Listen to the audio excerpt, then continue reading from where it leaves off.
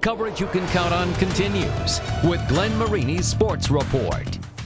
In the majors, everybody drives a Bentley, a Porsche, or a Mercedes. But, when Kevin Kiermaier is back at home, he doesn't try to impress anyone and live that big league lifestyle. Kiermaier rolls around the Summit City in his parents' 1999 green Dodge Caravan. While his mode of transportation is a bit different than most big leaguers, his path to the majors is just as unique. With 2015 about a week away, you can argue that no Fort Wayne athlete had a better 2014 than Mr. Kiermaier. However, his entire baseball journey may never have happened if it wasn't for a single serendipitous pitch in the spring of 2008. Here's the story of how one play changed the life of Kevin Kiermaier.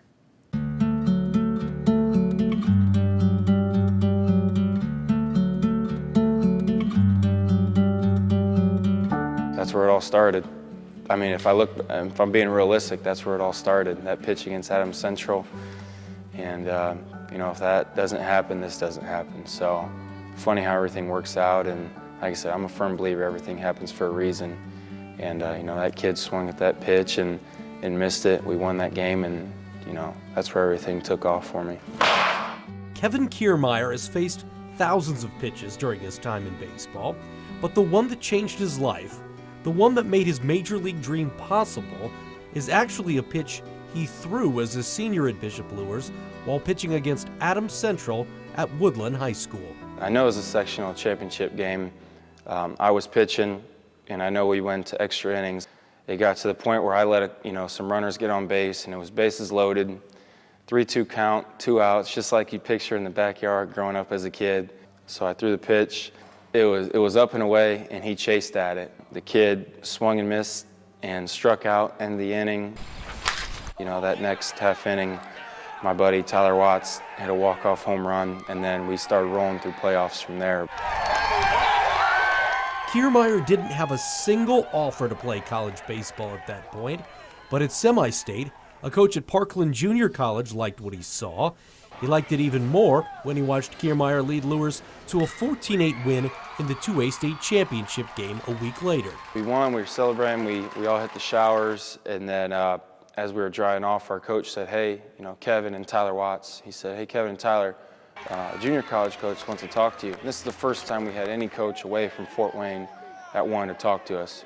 Went out there and he introduced himself to us and said, hey, I'm Matt Kennedy, I'm going to be a head coach at Parkland Junior College in Champaign, Illinois. He said, I love the way you guys play and I'd love for you to come check it out. And we said yes right then and there. At Parkland, Kiermaier became known for his tireless dedication, using the lines in the dorm parking lots to run agility drills. His willingness to do whatever it took made Rays scout Tom Houston take notice. Usually the scouts send some certain spot, and us players, we always know where they're sitting. And I walk my first bat, I take off my bat and hand him over to my first base coach. And as I look over there towards the first base, or the right field line on the fence was Tommy. And I just made quick eye contact, and he says, I need a time. And I knew what he meant, a time to first. And I kind of just okay, I got to focus on this game, but I'm going to make him happy any way I can too. Next at bat, I walk again. So I'm like, oh my gosh. And he's sitting here getting, pretty eager. And third time I walk again, and I'm like, you have got to be kidding me. I throw my bat down, and I just take off sprinting. Run through first base like I hit an infield single. And I look over at him, and he goes like that and winked at me and just gave me a little fist pump. And he was happy with my time. Happy enough that Houston put in Kiermaier's name for the Rays to draft. It's just that pick came a little bit later than Kiermaier had expected. Well, I'll take you back to the day before I got drafted, which was the second day, so rounds 2 through 30. I was told I was going to go anywhere through the 8th to 15th round. So I had all my buddies over, had a draft party. As that day went on, I was like, okay, what's going on? 8th round went, 15th, 20th, 25th. And that concludes the second round of the 2010 amateur first player draft. I'm like, you've got to be kidding. And it was just such a buzzkill. All my buddies were like, well, they were leaving that next morning, and they're like, well, good luck, man. Sorry it didn't work out. But the next day, the phone rang, and it was Houston and the Rays taking Kevin in the 31st round, the 941st overall player drafted. For me, I said, I don't care about the signing bonus or 31st round. If I come out here and play the way I'm capable of, I know that I can succeed in this game. It's all about the opportunity, and I've made the best of it so far and plan on keep doing the same thing. After 4 seasons in the minors, Kiermaier seized his opportunity last season in the bigs.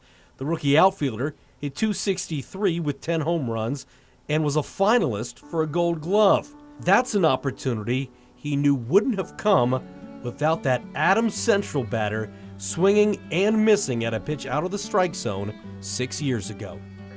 Yeah, and everything in life, life can be a mystery with certain things happening at certain times, but my whole career ever since I've started pro baseball, I've kind of said, if I don't make that pitch right there, and let's say we lose that game and I don't get looked at by Parkland, then I don't think I'd be sitting here right now.